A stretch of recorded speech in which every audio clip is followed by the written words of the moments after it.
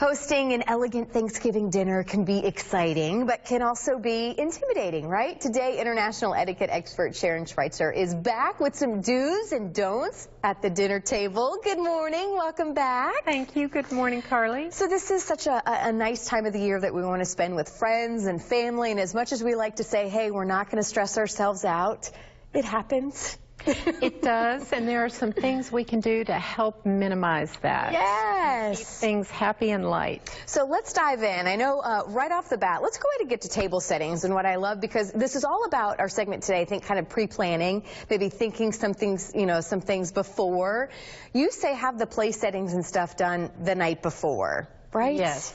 That makes it so much easier that day. Go ahead and set the table, set the adult table. If you're going to have a children's table, set that, and make a decision about who's going to sit where. Okay. So if you've extended your invitations early on, who's RSVP'd and who's coming, and you can do some place settings and sit people together who get along well, and make a decision about who doesn't get along so well and where you want to put them, and that way you have things moving smoothly throughout the day. Yes, and people, and again, let's go back to these conversation starters, and when you want, that's what you want, people to enjoy themselves. Maybe it's been quite some time since you've seen some of your friends and family members, though, but they say that you say there are a couple things we should probably avoid talking about at the dinner table. That's right. We are in the midst of an election season, and it can be very contentious, and you don't want a political brawl at the Thanksgiving dinner table. No, you don't. So one of the things you can do is have some topics ready to go. And some really good topics are best-selling books, so you can have some books and ready to talk about those. Something on the New York Times bestseller list. You can also talk about the movies that you have seen. Which is a good time of the year for movies. There's some good ones that are coming out now. Absolutely there are. And you can talk about what you've seen and what's coming out, what's going to be released, and what you've enjoyed.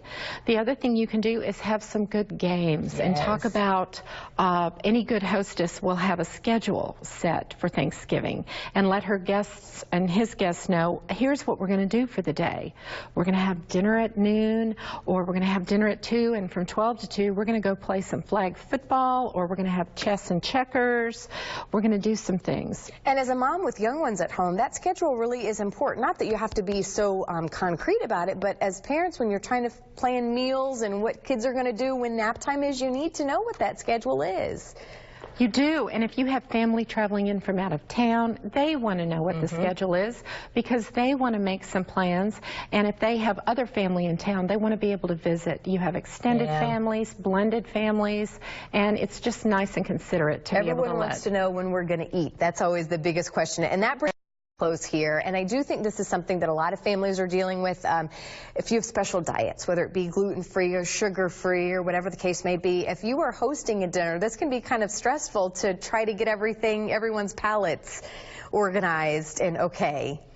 It can be tough as a host or hostess, and the thing to remember is that it is the guest's responsibility to let a host know that they have a gluten-free, sugar-free, dairy-free situation, because the host cannot possibly take care of everybody. They can't. And the other thing is they don't have a gluten-free kitchen. The guest knows what they need to do to take care of that, and no one knows as well as the guest does. So if you're a guest on Thanksgiving, what you want to do is let the host know and ask if it's all right if you bring 1 or 2 dishes that you can enjoy, so that you make everyone comfortable, and you can arrive at the time you're supposed to arrive and bring 1 or 2 of those dishes so that you can enjoy those without disrupting anyone or anyone's Thanksgiving. And you say to let them know right away, the host, as soon as you get that invitation, if you're a guest that has one of those allergies, give them the heads up right away as soon as you can. That's right. As soon as you RSVP, and you should RSVP within 24 hours, or if you're going to be traveling within 48 or 72 hours if you have to make travel arrangements, and check with other family members to find out work schedules. Yeah.